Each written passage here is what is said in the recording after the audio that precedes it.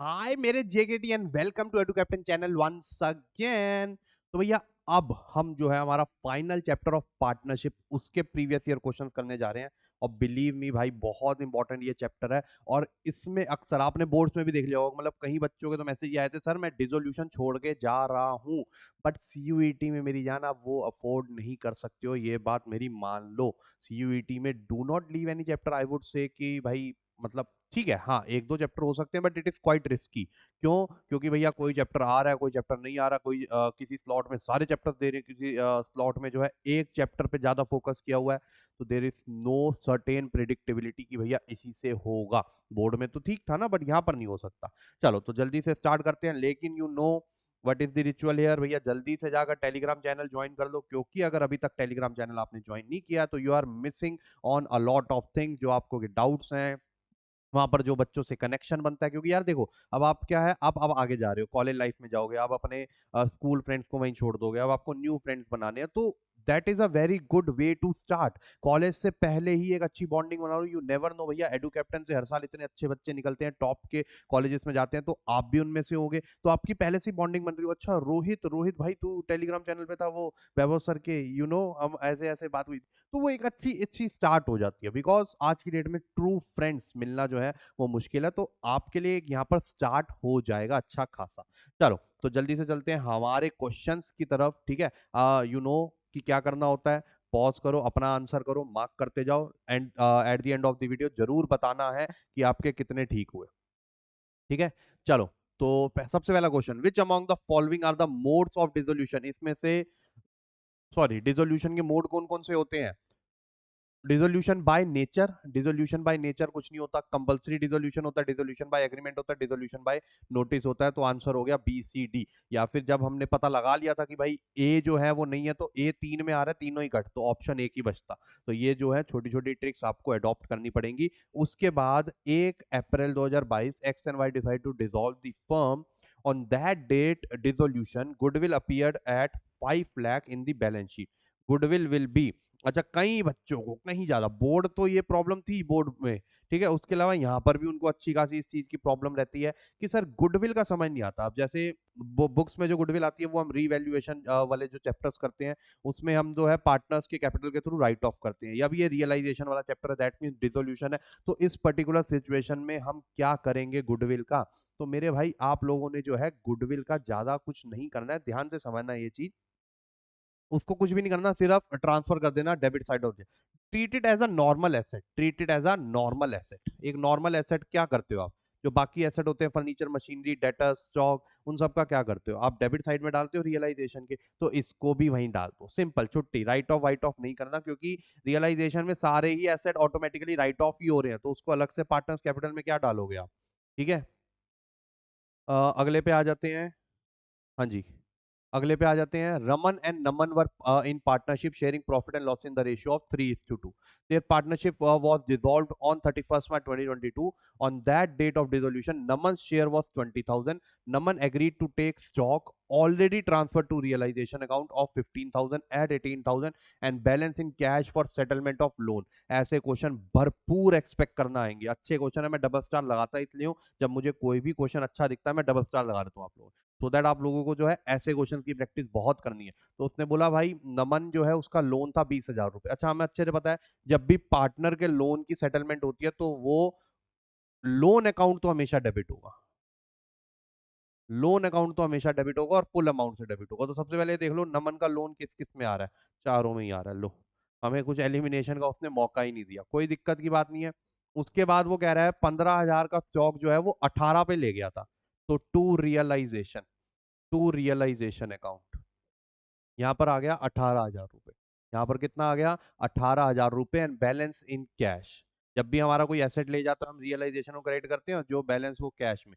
अच्छा 15 का अगर वो एसेट 18 पे लेके जा रहा है तो बैलेंस तो 2,000 ही बचा, तो एंट्री हो जाएगी Naman loan to realisation to cash, पहला part Naman loan to realisation to cash. अब कई बच्चे इस पे भी टिक कर सकते हैं, देखो एमसीक्यू की प्रॉब्लम ही यही होती है, आपकी गलत थिंकिंग का भी आंसर उसने दिया होता है ऑप्शन में, तो बच्चे को कॉन्फिडेंस हो जाता है क्या हो, क्योंकि बच्चे की एक आदत है, मतलब बच्चे की क्या, हर किसी की जो जो कॉम्पिटेटिव एग्जाम में बैठ रहा है उसकी एक आदत है कि भाई एमसीक्यूज के ऑप्शन से ना अपना आंसर वेरीफाई होगा। अगर हमें मिल गया, हमने जो आंसर निकाला है हमें मिल गया हमारे ऑप्शन में, तो हम डबल कॉन्फिडेंट हो जाते हैं कि यही आंसर है, भले ही वो गलत हो। ठीक है, तो इस बात का जो है थोड़ा सा ध्यान रखना है। अच्छा, बच्चे बोलेंगे सर फिर इस चीज को हम टैकल कैसे करें?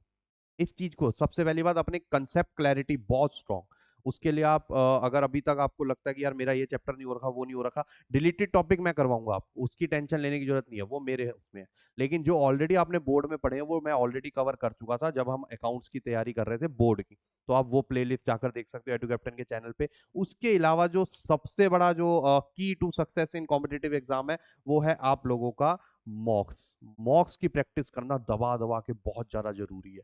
ठीक है जी। तो यहाँ पर हमारा एवेंजर्स बैच जो है वो लाइव है, जो मात्र आपको 999 में 999 एवेंजर्स एसेंशियल। इसको एसेंशियल क्यों बनाया? क्योंकि इसमें आप चीजें देखोगे ना, ये सारी एसेंशियल वाली है। आपको मॉक्स मिल रहे हैं और मॉक्स की वैरायटी देख लो भाई। इतना अगर आपको किसी रेस्टोरेंट के मेन्यू कार्ड पे ही मिल जाए ना, तो नाम बदल देना। आधी चीजें तो उनमें होती ही नहीं है मेन्यू कार्ड में, इसमें सारी मिलेंगी आपको, ये हमारी गारंटी है। डोमेन्स में टॉपिक वाइज अलग, फुल लेंथ अलग, वर्बल के अलग, उसके बाद जीटी, उसके अलावा जिप मैट, उसके अलावा एनएमआईएमएस, आईपी मैट, उसके अलावा क्राइस, जितने भी आप कॉम्पिटिटिव एग्जाम दे रहे हो उन सब के लिए आपको मॉक्स मिल जाएंगे, सिर्फ वन स्टॉप सॉल्यूशन यहाँ पर एडू कैप्टन पे। उसके साथ साथ आप लोगों को e books and question banks मिलेंगे, जो कि बहुत जरूरी है भैया।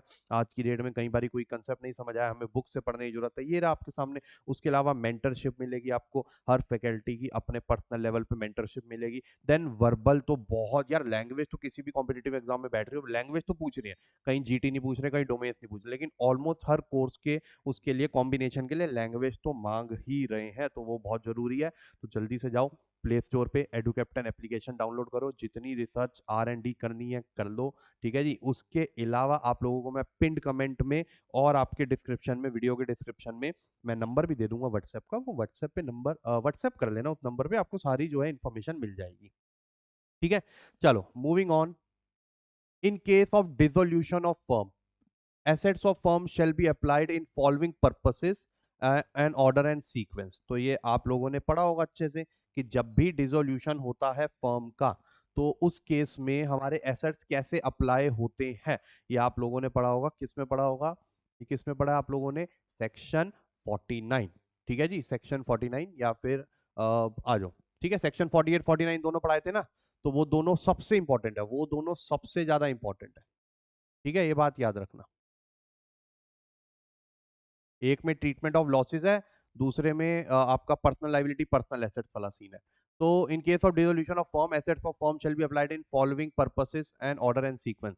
Paying to each partner proportionately what is due to him on account of capital, in paying the debts of the firm to third party. तो सबसे पहला तो यही हो गया, थर्ड पार्टी को पे करे जाते हैं। उसके बाद पार्टनर के लोन, ये D.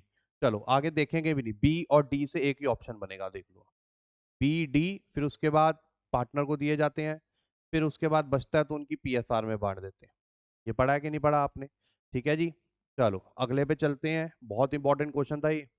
ABC are partners in a firm. A had advanced a loan of 20,000, which was settled by paying him rupees 18,000. The correct treatment would be, ABC partners हैं, A ने लोन एडवांस करा था 20,000 का, which was settled bye paying him 18,000। ये बहुत important है, इसकी entry क्या होती है मैं आप लोगों को बता देता हूँ। ए लोन, मैंने बोला जब भी पार्टनर का लोन आएगा और उसकी पेमेंट हो रही है, तो डेबिट में पूरी अमाउंट आएगी, क्रेडिट में कितना कैश गया? कैश गया 18, तो 2,000 का हमारा प्रॉफिट, ये रियलाइजेशन में जाए। कई बच्चों को आदत है कि सर रियलाइजेशन टू कैश 18 नहीं भाई, वो पार्टनर लोन नहीं, वो सिर्फ थर्ड लाइबिलिटीज के लिए होता है। ठीक है, bank account would be credited bye 20,000, नहीं, रियलाइजेशन क्रेडिटेड वुड 10,000 2,000। ट्रू है, लेकिन आगे भी पढ़ लेते हैं। Bank account would be credited by 18,000, ये भी ट्रू है। Bank and realisation would be credited by 18 and 2,000 respectively, ये ट्रू है। तो ये मोर अप्रोप्रिएट आंसर है, तो हम डी पार्ट पे टिक करेंगे। अगले पे आ जाते हैं, अमन और मोहन पार्टनर्स हैं of a firm, decided to dissolve the business on 31 March 2022। The firm decided to pay realisation expenses of 1,000 and on behalf of Mohan 1,000 will be debited to. ये अच्छा क्वेश्चन है, ये बच्चों को बहुत कंफ्यूजन है रियलाइजेशन एक्सपेंसेस को लेकर, मैंने वीडियो में कवर कर रखा है, जाकर प्लेलिस्ट चेक कर लेना। ठीक है, अकाउंट्स टॉपर विद वैभव भैया वाली। अमन एंड मोहन पार्टनर्स हैं जिन्होंने डिसाइड करा फर्म डिसॉल्व करते हैं। Firm decided to pay realisation expenses of 1000 on behalf of Mohan. तो इसकी एंट्री क्या होती है? ठीक है, बिहाफ का मतलब हो गया उसको पे करने थे, हमने पे कर दिए, तो मोहन्स कैपिटल टू बैंक 1000 1000। ठीक है, अब यहां पर डेबिट क्या हो रहा है? डेबिट क्या हो रहा है? मोहन्स कैपिटल। क्या डेबिट हो रहा है? मोहन्स कैपिटल। ठीक है, अब अगले वाला जो क्वेश्चन है वो एक केस स्टडी है, और इस केस स्टडी को लो जो है हम केस स्टडी पूरी नहीं पढ़ेंगे, पहले क्वेश्चन पढ़ लेंगे। Due to ill health of B they decided to dissolve the firm. It comes under the form of dissolution. कौन सा फॉर्म ऑफ डिसोल्यूशन है? Dissolution by agreement. कोई कंटिजेंसी नहीं है, बी की हालत खराब होना वो कोई कंटिजेंसी नहीं है, या फिर बाय नोटिस वोटिस नहीं है। नोटिस तो उसमें भी होता है, वैसे भी पार्टनरशिप एट विल में होता है। बस दे डिसाइडेड, आपस में उन्होंने डिसाइड किया, तो dissolution by agreement. The amount recovered from debtors is, चलो आ जाओ देख लेते हैं। डेटर्स हमारे कितने के हैं? डेटर्स यहाँ पर दिखा रहा है 50,000 के। कितने के दिखा रहा है? 50,000 रुपए के। अब ये 50,000 के आपके डेटर्स दिखा रहा है। उसके बाद अगर मैं बात करूं आपसे, all debtors prove good except a person C who did not pay 10,000। तो 50 में से 10 नहीं आए, तो कितने आए होंगे? अमाउंट रिकवर्ड फ्रॉम डेटर्स लिखा है ना उसने, तो 40,000 आए होंगे। तो आंसर क्या हो गया हमारा? 40,000 रुपीज। आंसर क्या हो गया हमारा? 40,000 रुपीज। क्या ये बात आप लोगों को समझ में आई कि नहीं आई? अगले पे आ जाओ। Following items appear on the debit side of realisation account except. ये फॉलोइंग आइटम्स आती हैं आपकी debit side of realisation account में, इनमें से कौन सी नहीं आती है? एक्सेप्ट बोल दिया उसने। तो ट्रांसफर ऑफ एसेट तो जाते हैं, पेमेंट ऑफ लाइबिलिटीज भी जाती हैं, प्रोविजंस तो भैया क्रेडिट साइड में जाते हैं, तो एक ये नहीं आता। रियलाइज सी किस किस में आ रहा है? सी दो ऑप्शन में आ रहा है। चलो डी से कंफर्म हो जाएगा। रियलाइजेशन एक्सपेंसेस डेबिट में जाते हैं, बिल्कुल जाते हैं। एसेट टेकन ओवर पार्टनर भी जाते हैं, तो सी डी ई। आपका करेक्ट आंसर क्या हो गया? C D E. Following items appear on the debit side of realise, sorry sorry sorry sorry sorry sorry sorry sorry, my bad my bad my bad my bad. Debit side of realisation account है, provisions जाते हैं, realisation जाता है आपका debit side of realisation, transfer of asset, payment of liabilities. ठीक है, accept है, sorry sorry, ठीक है एक्सेप्ट है। ठीक है, ये सही था सही था, मेरे को एकदम से कंफ्यूजन हो गई थी। तो सी डी ई, मतलब वो ये कहना चाहता है कि डेबिट में कौन से नहीं जाते हैं, मतलब क्रेडिट में जाते होंगे, डेबिट में कौन से नहीं जाते हैं। तो एक तो हो गया आपका ट्रांसफर ऑफ एसेट, ये तो डेबिट में जाता है। पेमेंट ऑफ लाइबिलिटीज डेबिट में जाता है, इन दोनों में रियलाइजेशन डेबिट होता है। प्रोविजंस क्रेडिट में जाते हैं। ठीक है, प्रोविजंस क्रेडिट में जाते हैं। तो ये हो गया आपका, उसमें एंट्री क्या होती है? रियलाइजेशन प्रोविजंस टू रियलाइजेशन, क्योंकि प्रोविजन लाइबिलिटी नेचर है। रियलाइजेशन एक्सपेंसेस भी डेबिट में जाते हैं, ये वाला हटा देते हैं हम, रियलाइजेशन एक्सपेंसेस भी डेबिट में जाते हैं। ठीक है जी, तो डी पार्ट नहीं आएगा। वो हमसे ये पूछ रहा है कि क्रेडिट में कौन सा जाता है, या फिर रियलाइजेशन में ही नहीं जाता। Asset taken over by partner, ये कहीं नहीं जाता, कहीं नहीं जाता। अब कई बच्चे बोलेंगे सर ये क्यों होगा? ये क्यों होगा? क्योंकि ये भी तो क्रेडिट में नहीं जा रहा। उसने क्या बोला यहाँ पर, ध्यान से देखना, कौन से आइटम डेबिट में नहीं जाते हैं। उसने स्पेसिफिकली ये नहीं बोले कि क्रेडिट में ही जाते होंगे, वो तो मैंने आप लोगों की अंडरस्टैंडिंग के लिए बता दिया, लेकिन उसने स्पेसिफिकली बोले नहीं है। क्रेडिट प्लस नो रियलाइजेशन, उस एंट्री में कोई रियलाइजेशन नहीं आता। ये दोनों जो है आपके देखने हैं। तो ये जाता है आपका डेबिट में, ये जाता है आपका डेबिट में, और ये जाता है आपका डेबिट में। तो बचा कौन सा? सी एंड ई ओनली। कौन सा बच गया आपका? सी एंड ई ओनली। तो भैया अटेंटिव रहना बड़ा जरूरी है। अब मेरे को एकदम से रियलाइज हुआ कि यार क्या कर रहा हूं मैं, क्या कर रहा हूं। तो वो एक एक सेकंड के लिए दिमाग जो हटका हटा। ठीक है, कंसंट्रेशन लैक हुई। भैया मैं इतनी सी बात बोलता हूँ, सावधानी हटी, दुर्घटना घटी। घटते घटते बच गई, घटते घटते बच गई। ठीक है, अगले पे आ जाओ। Treatment of goodwill appearing in the balance sheet will be. अब treatment of goodwill appearing in the balance sheet क्या होगी आपकी? अभी हमने पढ़ा है transfer to debit of realisation, return of नहीं, transfer to debit of realisation अभी पढ़ा था हमने। उसके बाद on dissolution of firm partners capital account are close through. जब भी डिसोल्यूशन होता है फर्म का, तो पार्टनर का कैपिटल अकाउंट किसके थ्रू क्लोज होता है? रियलाइजेशन, ड्रॉइंग्स, बैंक या लोन? तो आंसर आ जाएगा लोन। रिटायरमेंट होता तो लोन, सॉरी आंसर आ जाएगा बैंक। रिटायरमेंट होता तो लोन होता। ठीक है, क्योंकि रिटायरमेंट में रिटायरिंग पार्टनर का पैसा या तो पे करते हैं या तो लोन में जाता है, तो उसमें सी और डी हो जाता है। लेकिन डिसोल्यूशन में तो हमें पेमेंट ही करनी पड़ेगी। ठीक है, in the balance sheet total debtors appear at 1,50,000, provision for doubtful appear at 1,500।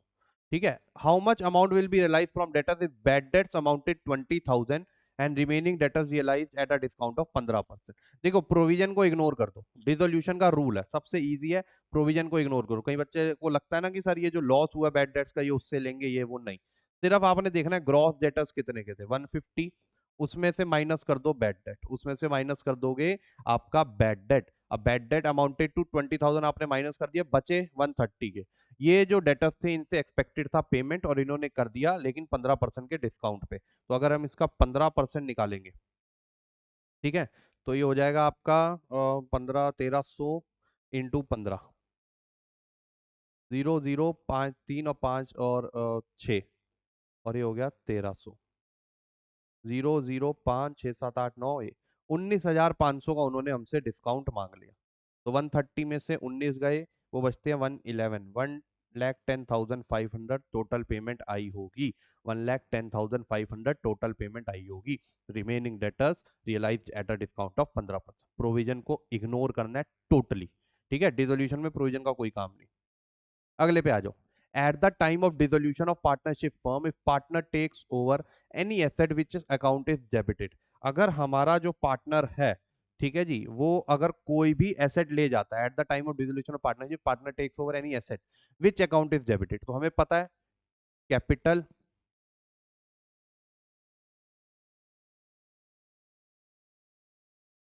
Capital debit to realisation. जब भी कोई एसेट ले जाता है तो partners capital debit to realisation. अब डेबिट कौन सा हो रहा है, which account is debited, partners capital account debit हो रहा है, पार्टनर्स कैपिटल अकाउंट डेबिट हो रहा है, simple.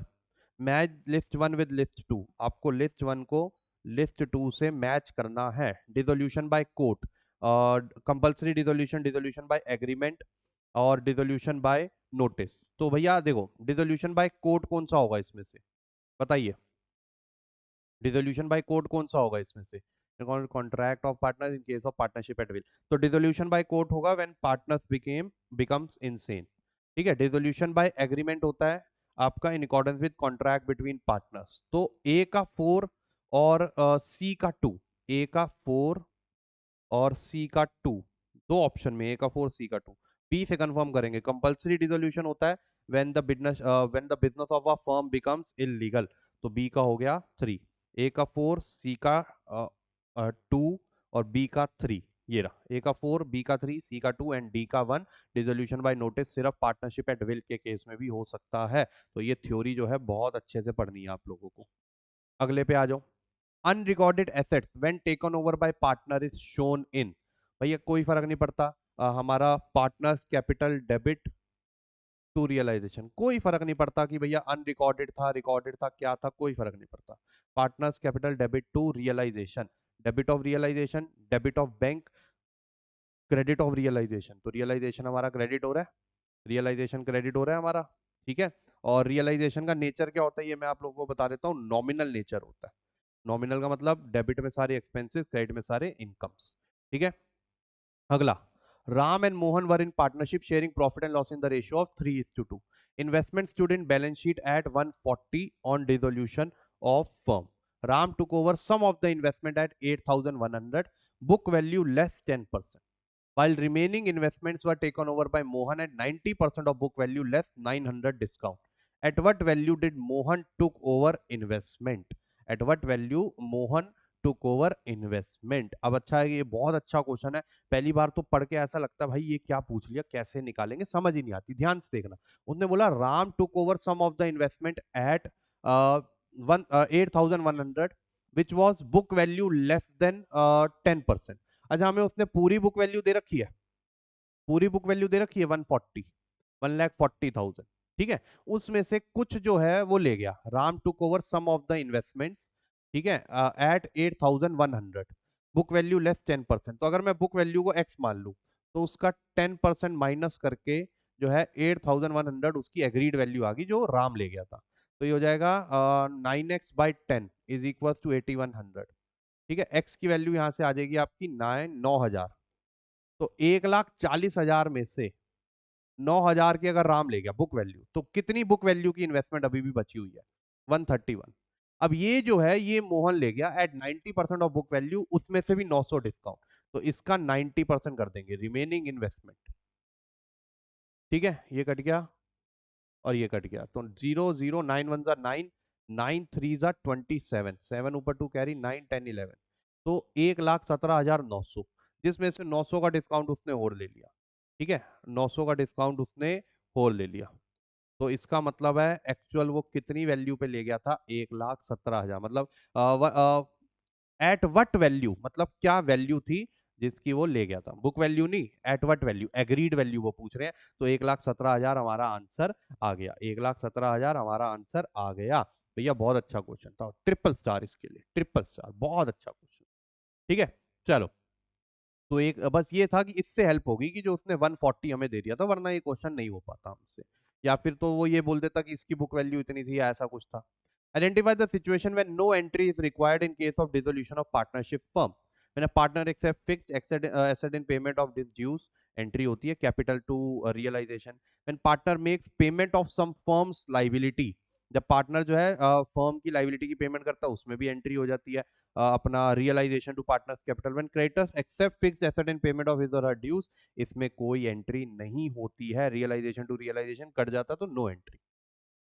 Calculate the amount to be debited on the dissolution of partnership firm if debtors of 25 realise 90% only and 1200 were recovered for bad debts return of last year, तो कितना amount debit में जाएगा। Calculate the amount to be debited to dissolution of partnership firm, तो debit का amount वो पूछ रहा है। तो पहली एंट्री जो 25 में से 90% मिले हमें, तो 9/10 इंटू 25,000, तो ये हो गया आपका 0 0 45 5 ऊपर 4 कैरी 18 और 22 500 तो डेटर्स से मिल गए। तो इसकी एंट्री हो जाएगी आपका bank to realisation, bank debit to realisation. ठीक है, उसके साथ साथ जो वो वाला मिला 1200, तो उसकी भी वो उसको बोलते हैं बैड डेट रिकवर्ड, उसको क्या बोलते हैं हम, बैड डेट रिकवर्ड, तो उसकी एंट्री भी सेम हो जाएगी, 1200 ऐड कर देंगे, तो ये हो गया आपका 23,700। तो टोटल डेबिट में कितना जा रहा है हमारा, 23,700, इसकी कंबाइंड एंट्री भी कर सकते हैं, 23,700। अगले पे आते हैं, choose the correct answer of the option given below from the for which of the following situation no entry will be passed at the time of dissolution when all the asset and liabilities were already transferred। तो no entry आपको इसमें से बतानी है। Creditors of 50,000 was settled by giving a stock of 60,000 full settlement, चलो ये तो हो गया, और ए आ रहा है 3 ऑप्शन में। ठीक है, अगला देख लेते हैं बी वाला, बी वाला देख लेते हैं, या फिर एक काम करते हैं, ये देखो A B C D E, A C D, A C D E, तो बी चेक कर लेते हैं, सी से भी पता नहीं लग पाएगा, डी से भी पता नहीं लग पाएगा, सिर्फ ई से ही पता नहीं लग पाएगा, मतलब सारे ही चेक करने पड़ेंगे। लोन और टू बी और 60,000 was settled at 55,000, B is a partner, इसमें एंट्री होगी, सेटल हो गया कोई बात नहीं, तब भी एंट्री क्या होगी, B loan debit 60 to cash 55 to realisation 5, entry तो हो ही दी है ना, नो एंट्री पूछा उसने। Realisation amounted 5,000, debtors of 8,000 paid these expenses in full settlement. ठीक है, तो हमारे जो डेटर्स थे 8,000 के, उन्होंने हमारे एक्सपेंसेस पे कर दिए, तो इसकी एंट्री भी realisation to realisation, no entry इसकी भी हो गई। तो ए सी अभी तक बन गए, दो ऑप्शन में आ रहे हैं। ई कंफर्म कर लेते हैं, क्योंकि इन दोनों में डी तो आ ही रहे हैं, देखो ये हट गया, ठीक है, ए तो आ ही रहा है, ये भी हट गया, अब क्योंकि बी नहीं था हमारा आंसर में, ए सी डी या ए सी डी ई, तो ई से कंफर्म हो जाएगा, क्योंकि डी तो दोनों में आ रहा है, तो कुछ उसमें देखने की भी जरूरत नहीं है। A loan to firm of 25,000 was settled by giving him furniture of same amount। Again loan की एंट्री तो हमेशा होगी, भले सेटल हुआ, उसने पूरा माफ कर दिया, कुछ भी हुआ कोई फर्क नहीं पड़ता, एंट्री तो होगी। तो इस केस में आपका आंसर हो गया, ई भी नहीं है, तो A C and D, A C and D only. ठीक है, तो ये एलिमिनेशन मेथड हम ऐसे यूज करते हैं। अगले पे आते हैं, creditors having book value of 1 lakh and furniture having book value of 70,000 was appearing in the balance sheet of the partnership firm. On 31st March 2022, the firm was dissolved and the creditors decided to take over furniture at 80% of book value and balance was settled at 10% discount. Identify the correct option of the on the basis of। भाई देख रहे हो आप, dissolution के अच्छे question बन रहे हैं, दैट मीन्स भैया डिसोल्यूशन अच्छे से पकड़ के चलना पड़ेगा आप लोगों को, वरना काम खराब हो जाएगा। चलो आ जाओ, तो 70,000 के जो थे वो 80% पे ले गए। ठीक है, but decide to take over furniture at 80% of book value. 0.0008 56,000 में ले गए। ठीक है, 56,000 में वो ले गए। तो अगर हमने उनको देने थे 1 लाख रुपए, कितने देने थे? 1 लाख रुपए। उसमें से 56,000 सेटल हो गए, बचे कितने? 44। 44 बैलेंस पर सेटल एट 10% डिस्काउंट, उसका भी 10% डिस्काउंट उन्होंने दे दिया। दैट मीन्स हमें पेमेंट कितनी करनी पड़ी? 39600। कितनी पेमेंट करनी पड़ी? 39600। अब आपको करेक्ट ऑप्शन बताना है। तो एक्चुअली में creditors will be paid at 39600। ये आ गया। एक्चुअली में जो कैश के थ्रू पेमेंट हो रही है वो 39600 है। मतलब वैसे टेक्निकली तो क्रेडिटर्स को पूरी पेमेंट हो रही है, लेकिन उसकी इंटेंशन यहाँ पर यह है कि पेमेंट, पेड वर्ड वो लिख रहा है तो पेड ये हो गया। ठीक है, कि कैश में कितना पेमेंट हो रहा है, तो वो हो रहा है 39600। As per section 48 of Partnership Act, what is the correct sequence to be followed at the time of dissolution of partnership firm? तो जो भी एसेट से पैसा आता है, जो भी प्रॉफिट्स होते हैं, उनका कैसे हमने करना है? सबसे पहले पेमेंट ऑफ आउटसाइडर लायबिलिटी, तो सी में 2 आ रहे हैं, सेकंड से कंफर्म हो जाएगा जो सेकंड पे आएगा। पेमेंट ऑफ पार्टनर्स लोन लो, सी ए, फिर उसके बाद बी, फिर डी। ठीक है, ये इजी है, ये तो मोस्ट इंपॉर्टेंट है, ये तो आपको करना ही करना है। अगला, among the following is a in a sequence in which amount realized from asset will be utilized to pay? Again वही वाला क्वेश्चन आ गया, वही वाला क्वेश्चन आ गया। अब यहाँ पर ध्यान से देखना, सबसे पहले तो आ गया आपके सिक्योर्ड, और अब यहाँ पर ना थर्ड पार्टी लाइबिलिटीज के बजाय उसने दे दिया एक सिक्योर्ड डेट्स है और एक अनसिक्योर्ड डेट्स है। तो सबसे पहले पेमेंट होती है सिक्योर्ड डेट्स, ये 1 हो गया। फिर अनसिक्योर्ड 1 और 2, सी डी सारे तो उसी से स्टार्ट हो रहे हैं। मतलब अगर बच्चों को नहीं भी पता हो ना, तो इतना लोड लेने की जरूरत नहीं, क्योंकि सारे ऑप्शन सी डी से स्टार्ट हो रहे हैं, तो हेल्प कर रहा है एनटीए वाला पूरे। अब बच्चे लेना ही नहीं चाहे तो भाई फिर क्या कर सकते हैं? भाई जाओ, फिर जाओ, जैसा आपको ठीक लगेगा। नाराज हो रहा है एनटीए अब। तो in which the following realise from asset will be utilise to pay, तो सी डी। उसके बाद आपका पार्टनर्स लोन आ गया, फिर पार्टनर्स कैपिटल आ गया, फिर ये आ गया। तो C D A B E, C D A B E, C D A B E. ठीक है जी, अगले पे आ जाओ। On dissolution of partnership firm, out of total debtors of 250, 10 became bad. तो 250 में से 10 का तो कैंसल ही हो गया, बचे कितने? 240। एंड द रेस्ट रियलाइज 70%, इसका 70% हम निकाल लेंगे। 7 टू द 14, 15, 6, 1,68,000 जो है हमें मिले। In given case, the bank account will be debited by 1,68,000, 1,68,000। ठीक है, according to Indian Partnership Act 1932, when firm is dissolved, cash received on sale of assets are applied in the following order। ठीक है, again वही section 48 ही बोली जा रहा है बार बार। ये क्या कर रहा है वो? सबसे पहला हो गया आपका